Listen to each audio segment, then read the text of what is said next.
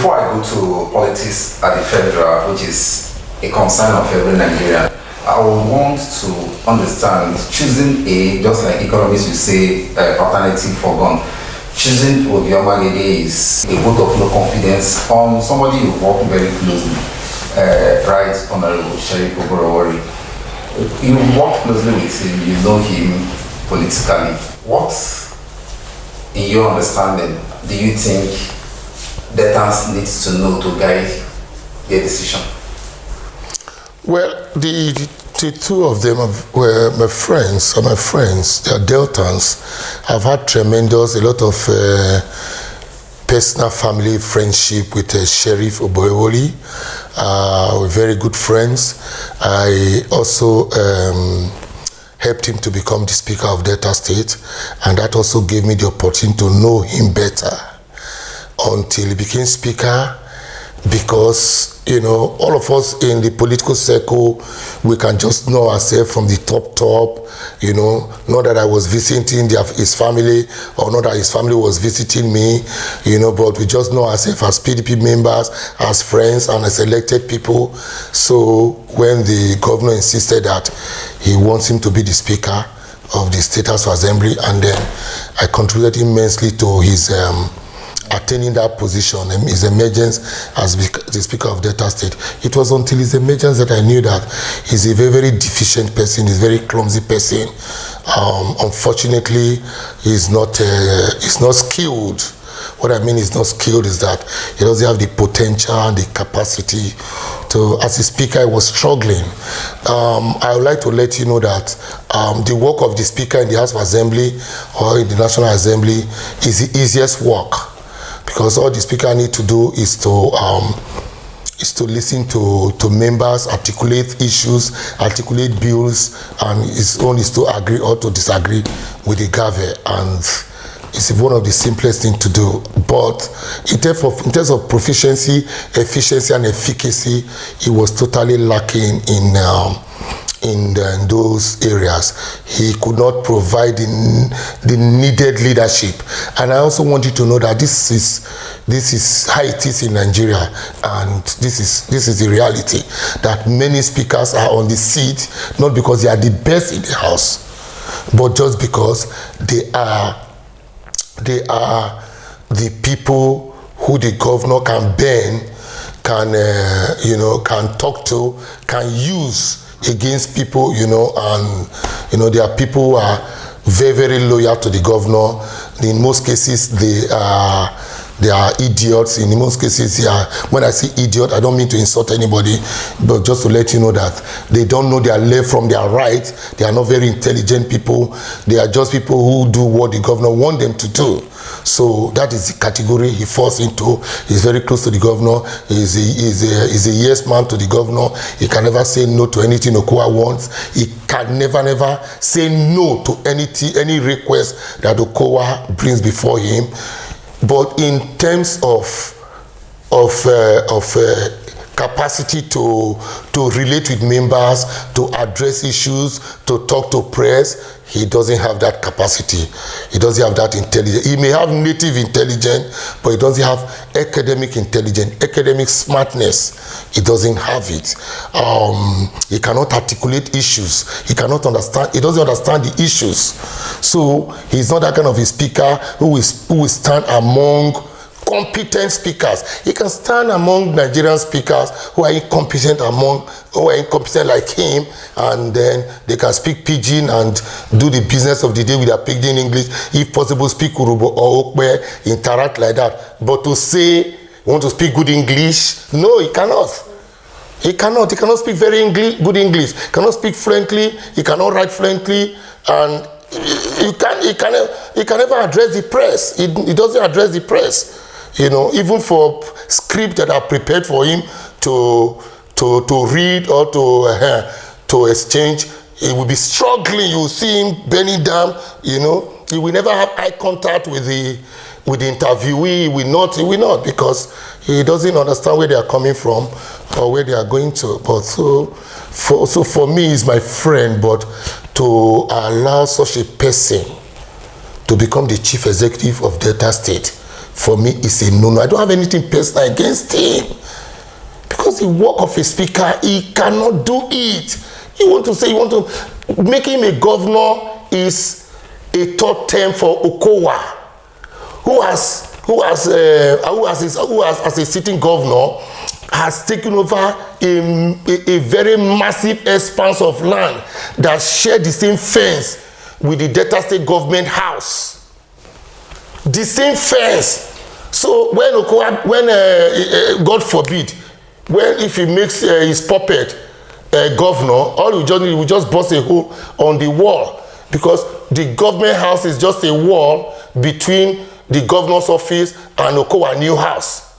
So he will still be treating Delta State government file, because there's no way Omo-Agege can treat those files. There's no way Omo-Agege can treat those files, important government files. There's no way Omo-Agege can introduce any policy. He doesn't know his left from his right. He cannot stand before Governor Soludo or Governor Baseki or the new governor of Ondo State, or the new governors who are vibrant, who are intelligent. He cannot. To even choose a team, you have to choose a team for him. Because we're not talking about Defe, we're not talking about hooliganism or how far it be, what they carry last. Those are not the things. We're talking about a governor who can be innovative. The next governor of Delta State must be highly, highly innovative, must be able to introduce policy that will have an enduring impact and effect on the development and the growth of Delta State.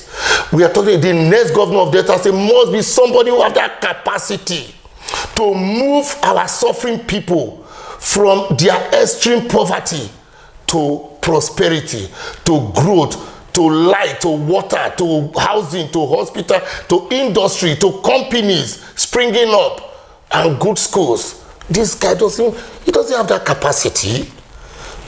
But you, between me and you, in Urhobo land, there's a proverb that says that a kaba GBV, you cannot compare fake bead to Kora bead. Obviously, is a Kora bead. The other one is Akaba. Is a fake bead. So please, our people need to know this, and they need to vote rightly. They need to vote rightly. You cannot compare with Omo-Agege with a boy. It's not possible. It's not possible. The other guy is my friend. Let us give him something that he can handle, not something that he cannot handle. I just want to use him to run a third term in Delta State. And by the grace of God, that will not work at all. And it is for this reason that Okowa has been chasing me, fighting me, and doing everything humanly possible. But I know that by the grace of God, even as he's monitoring me on a daily basis with the intent to kill me, and to also, both himself and Sheriff to kill me, they should know this is a very clear message to them that they should stay far away from me, because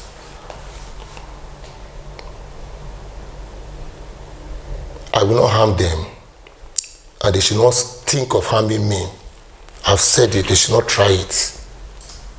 Many have argued that Delta State have not been able to live up to his billing. These have maintained that cities like Ivwurie are living in their past glories and the ghosts of itself, as Asaba have not been able to take advantage of his proximity to the enterprising Anambra State. These have called to mind the kind of leaders Deltans will be having in their minds as they go to the polls. You've spoken glowingly of the Deputy Senate President, Senator Omo-Agege. How do you see him fitting into this mold? Well, thank you very, very much. You see, even if I am sleeping, the choice before us is like between life and death in Delta State. The choice between us in Delta State today is like between life and death, darkness and light. And it should not be difficult for any Deltan. Any money Okowa bring, let them eat it, let them take it, it's their money. But let them vote their conscience. I am very, very, very well educated, very well trained. at the highest level. And I also have the skill to be able to make empirical decision in leadership. You can never compare these two people, Omo-Agege and Sheriff Obo. You can't. Omo-Agege will cry if people are hungry. Omo-Agege will weep if people are jobless like today. He's not happy. Go and look at him very well. He's not happy. Omo-Agege is not aspiring to be governor of Delta State because he doesn't have money, or he's not satisfied, or because he's power hungry. As a deputy senate president, we all very well are seeing the way Omo-Agege is using power. Ivwurie is one of the most powerful politicians in this country today. But he remained calm, he remained humble, and he remained committed to development. I see him struggling on a daily basis, running helter-skelter, not eating well, because he cares for his people. He cares for Deltans. He cares for Delta Central. He cares for the Robo people. And he cares for the majority of Deltans. All of Omo-Agege dreams today is the next big project he can bring from Abuja to Delta State. If he has his way, he will bring every garden project. He's very passionate about that, and he's very pragmatic about that. Before he finishes one project, he's thinking of another 5-10 projects he can bring to Delta State. He's the first Deltan, as better be governor, be minister, be senator, House of Rep member, powerful Delta, to bring massive development, infrastructure to Delta State as a senator. And today, if he's passing through villages, he will be imagining, oh, I wish there's a stadium in this village. I wish there's a hospital in this village. I wish there's an industry in this village, car manufacturing industry, electric manufacturing industry. I wish there's light in this community. Those are the things that fire Omo-Agege if you get close to him. And if you look at the kind of way he's playing his politics, he's not a friend kind of person that likes to attend burial, naming ceremony. He goes to all those ceremonies, but just to be able to know what more those communities need. He has never been a chief executive officer. He's just a lawmaker. He has no budget. And look at the type of things he is attracting to Delta State. But today, under Sheriff Ivwurie as Speaker of Delta State, can you tell me one thing he has brought into Delta State? One thing he has brought to his constituency? Any project, road project or school, anything? Nothing. He has nothing to show. He has nothing to offer. He has not done anything. Me, just as an ordinary member of the Delta State House Assembly, I was passionately committed to attracting projects. I never allowed Okowa to rest. Anytime I meet with Okowa, it's not about money or contract or personal thing. No, we need to do this road in Ethiopia. We need to do this road in Ethiopia. We need to repair this school in Ethiopia. We need to repair this something in Ethiopia. Those are the kind of things I can discuss with the governor, sitting with governor. I cannot sit down with the governor and be telling governor about my personal thing that pains me. And that is the kind of thing that Omo-Agege is doing, and he's doing the times 500 times bigger than I am doing. He's using his office as a senator maximally to help Delta State. No senator from Delta State has done what Omo-Agege has done in this state. No minister from Delta State has done what Omo-Agege has done in this state. And no former governor and present governor has attracted federal project into Delta State. Former senator, former minister, present minister, former governor, present governor, they have not attracted anything. But Omo-Agege, come on. Today, under Sheriff and under Okowa, Deltans are jobless. Deltans are dying of hunger, pain, suffering, setback, disappointment, and shame are the lots that Okowa and Sheriff has visited on every community in Delta State. and on every individual in Delta State. There is no, all the tales you have are woes, tales of woes, from one village to the other village, from one town to the other town, from one city, from Abuja to Asaba, to Warri, to Saple, to Ughelli, to Ole, to Agbo. Everywhere is the same story of massive wickedness. Satanic visitation, not a project. Unforgiveness. When Okowa holds you in his heart, he holds you forever. And for that, he can decide to punish your village. One single project will never go to that village. One single project. And the speaker who cannot speak cannot challenge him. Cannot challenge him. Cannot tell him anything. Look at our young girls everywhere in Delta State. Many of our children, daughters, are doing many things they will never like to do with their life, because they have no option. Many of our youths are doing so many things they will not do, ordinarily do, but because they have no option, they are doing them. That will not happen under Omo-Agege.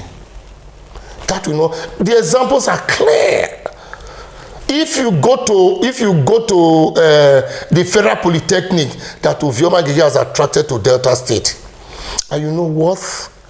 Omo-Agege also made sure, go and check the buildings. All of them are like universities in America. All the buildings, all the infrastructure that have been provided there, they are world standards. They are world standards. They are like university in Houston. They are like university in the city of London. Because it did not compromise it. It gave the work to the best contractors.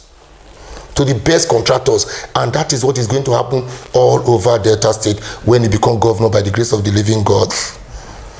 Today, if you go to any university in Delta State or any polytechnic in Delta State, go and look at them. The old buildings are burning. The old infrastructure are like this. The foundations are shaking. No. But anything of Omo-Agege is bringing, is also bringing the best contractors, not his friends, but the best contractors to build them, because he wants those infrastructure to outlive even his next 2 generations, or if not 4 or 5 generations. Best of this thing. So there's no way you can compare somebody who came under the slogan of prosperity for Deltans and has turned all Deltans to beggars, has turned our girls to prostitutes, and has turned our sons to kidnappers and armed robbers. There's no way you're going to compare such a person to Omo-Agege, who is an ardent empowerer of people, builder of human resources, sustainer of human resources across Delta State. You are going to see. I cannot wait for Ivwurie to be governor, because I know that the past will be the past.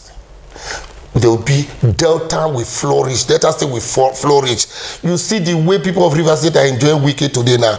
You will enjoy Ovi 2 times more than that, because Omo-Agege went to some of the best schools in the world. And he lived in the most civilized communities in the world. He lived in the United States. He went to some of the best schools, University of Benin. He went to University in America, Lutheran Law School. So, and his commitment and passion towards development is unquantifiable. He is somebody every day, he dreams of the best of policies that is going to bring in, the best of initiatives and ideas that is going to bring in on board. He is just, Omo-Agege is going to leave a legacy for Delta State. After his tenure, you are going to see the legacy. He will be respected, highly, highly respected, and he will be seen as one of the best and outstanding governor of an African state. That is the best. Delta should expect nothing but the best from Omo-Agege. I can say this at the level of my experience in public service, and at the level of my intellectual exposure and achievement.